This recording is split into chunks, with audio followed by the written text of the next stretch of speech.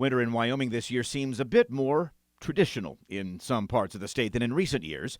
Already the state has experienced one severe cold snap, and those more seasonal snows and temperatures again have the Wyoming Game and Fish Department reminding the public to resist the urge to feed big game animals, some of which may be appearing in and around towns in search of forage. It may feel like the right thing to do to take care of these animals, particularly if they look like they're starving or suffering. But Game and Fish wants to remind people now about the negative consequences of feeding big game animals, particularly deer. The main thing to remember about feeding deer is that their stomachs simply aren't equipped to handle what's being fed to them. A common food many people give deer is alfalfa hay or grain pellets, but the internal structure of the animal takes several weeks to break down hay or hay products.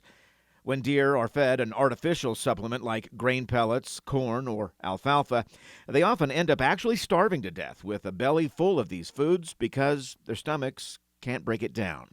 Feeding draws deer together, which increases the risk of disease transmission, and you might also end up attracting predators to urban areas.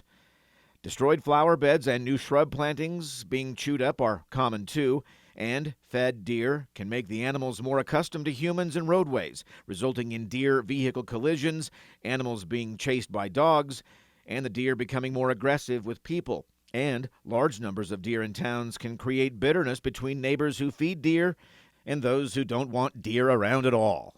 While nobody wants to see mule deer die from starvation, the impacts to habitat, other species, and the cost to mule deer in the long term needs to be remembered. Feeding deer violates the basic principles of population regulation, and it simply doesn't work. This is Ray Hageman with the Wyoming Game and Fish Department.